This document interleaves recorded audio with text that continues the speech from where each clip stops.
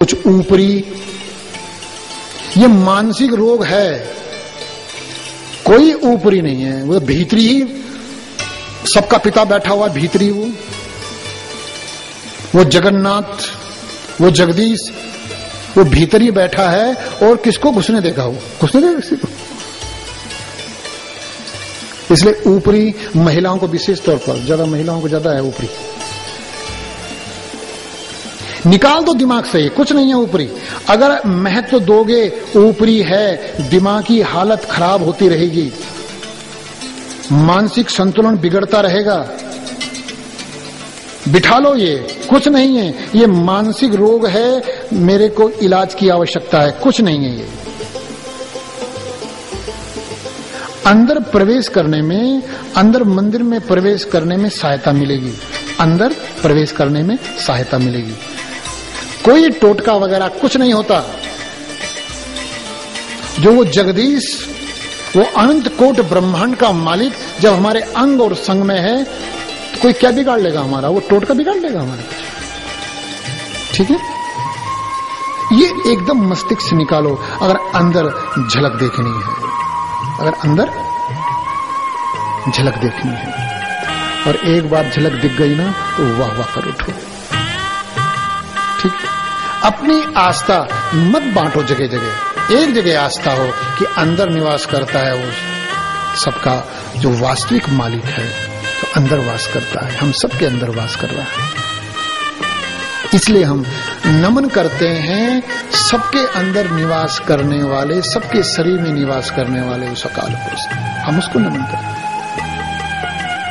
एक ने हमसे पूछा, तो मूर्तियों के विषय में आपकी क्या राय है? मूर्तियां ये अकाल पुरुष के प्रति सांकेतिक भाषा है। ये महापुरुषों ने मूर्तियों का निर्माण किया है, ये ग्रंथ हैं, इनको पढ़ना सीखो, इनको पढ़ना सीखो। सांकेतिक भाषा है उस अकाल पुरुष के विषय में।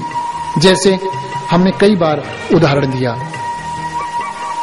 एक मूर्ति हमें बड़ी अच्छी लगती है, अब प्रथम वही मूर्ति बनी संसार में, महापुरुषों ने सबसे पहले उसी मूर्ति को बनाया, अकाल पुरुष के विषय में जानकारी भर दी, उसमें सांकेतिक भाषा भर दी। पता है कौन सी मूर्ति है? गणेश। कितनी गजब हमारे महापुरुषों ने अकाल पुरुष के विषय में सारा ज्ञान भर दिया उस मूर्ति में। सिर हाथी का है ना, वाहन चूमा, हाथी की सवारी चूमा। क्या तुलना है, नहीं तुलना, क्या गजब दे दिया सांकेतिक भाषा में। अकाल पुरुष के विषय में बताया कि गणेश किसे कहते हैं, कि गणा नान त्वा गणपति गंग हवा महे, निधि नान त्वा निधि पति गंग हवा महे। ये वेद मंत्र है जिसकी गणना नहीं की जा सकती, जो विराट है, जो विराट है, जिसकी गणना की ही नहीं जा सकती, वो गणेश, अर्थात मतलब अकाल पुरुष। प्रमाण कैसा है वो? बड़े बड़े कान हैं उसके, मतलब ऐसे मत समझना हाथी कान लगा दिए हैं। बड़े बड़े कान का मतलब वो सबकी सुनता है, गरीब बोलो, अमीर बोले, सबकी सुने, पापी बोले, पुण्य आत्मा बोले, सबकी सुनेगा। बड़े बड़े कान है, सांकेतिक भाषा है ये, वो सबकी सुनने वाला है। उसकी छोटी छोटी आंखें हैं, वो दूरदृष्टि है, उसका एक ही दांत है, हाथी के दो दांत होते हैं, खाने का और दिखाने का और कथनी करनी में अंतर। ये तो संकेत हुआ, मुहावरा है ना, मुहावरा ये खाने के दांत और दिखाने के, मुहावरा है ना ये। अर्थ क्या हुआ इसका? कथनी करनी में। लेकिन जो अकाल पुरुष है उसकी कथनी करने में अंतर नहीं, उसका एक ही दांत है। लंबी नाक, नाक प्रतीक किसका है? कि नाक कट गई, नाक किसका प्रतीक होगा? सम्मान का। उसके बराबर सम्मान्य कोई नहीं है, उसके बराबर सम्मान्य कोई नहीं है। ठीक है। मोटा पेट, पेट मोटा कब होता है? जब आदमी छक लेता है, जब खाना, तभी तो होता है मोटा पेट हो जाता है। अर्थ क्या है इसका? वो छका हुआ है, तुम्हारी कुछ चीज नहीं चाहिए उसे तुम्हारी कोई चीज नहीं चाहिए। एक हाथ में लड्डू रखे हैं, एक हाथ ऐसा है, इसको क्या कहते हैं? अभय मुद्रा। हाथ में लड्डू हैं, पीछे एक पे है अंकुश, एक पे है नागपाश। देखा होगा गणेश मूर्ति।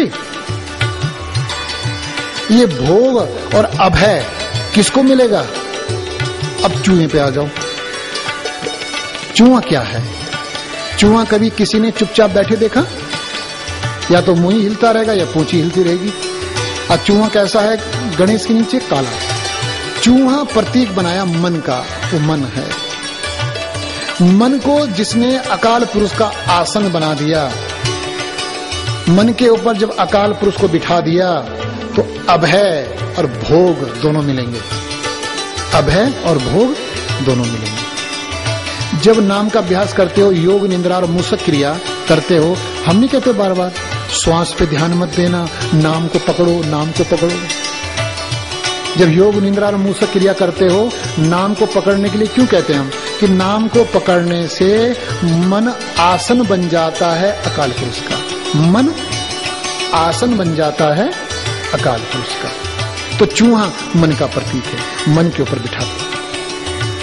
अगर नहीं बिठाओगे मन के ऊपर तो क्या है? फिर अंकुश हर एक काम में बाधा होगी। नागपाश बंधन में बंधोगे और बंधन में बंधोगे और मुसीबतों में बंधोगे। ठीक है।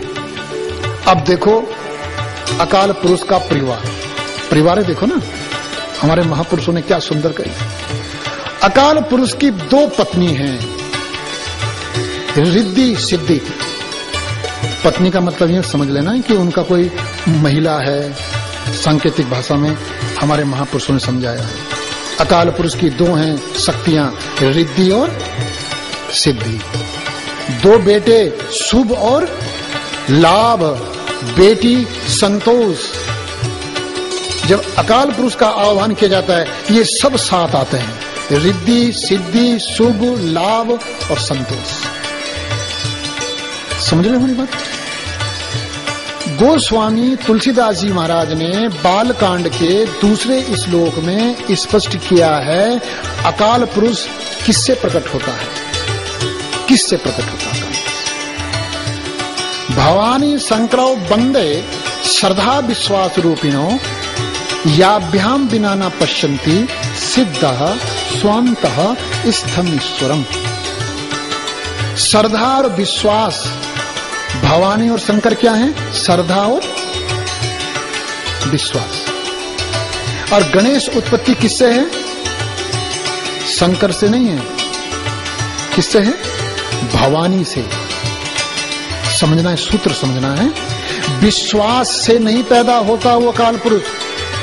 विश्वास टूट भी जाता है, विश्वास अंधा भी हो सकता है। विश्वास से पैदा नहीं होता वो अकाल पुरुष। किससे होता है? श्रद्धा, श्रद्धा से। भवानी शंकर बंदो श्रद्धा विश्वास रूपिणो।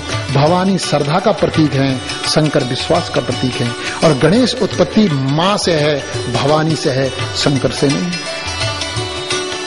जब श्रद्धा अंदर स्थापित हो जाती है तब अकाल पुरुष प्रकट होता है।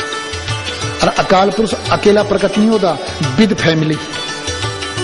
रिद्धि सिद्धि शुभ लाभ और संतोष, ये सारी चीजें साथ आती। अब बताओ इस मूर्ति को समझे, इस मूर्ति के रहस्य को समझे। ये मूर्ति हमारे महापुरुषों ने बनाई, समझने के लिए बनाई ना। हमने क्या कर दिया? वो आरती करनी शुरू कर दी। ये जितनी मूर्तियां बनाई हैं हमारे महापुरुषों ने, उसमें अकाल पुरुष परमात्मा का रहस्य छिपा हुआ है। हजारों साल पुरानी मूर्तियां हैं, ये नई नई नहीं बनी। हजारों साल पुरानी मूर्तियां हैं, ये बनाई गई हमारे महापुरुषों ने हमें समझाने के लिए। कागज नष्ट हो जाता है, ग्रंथ नष्ट हो जाते हैं, मूर्तियां नष्ट नहीं होती।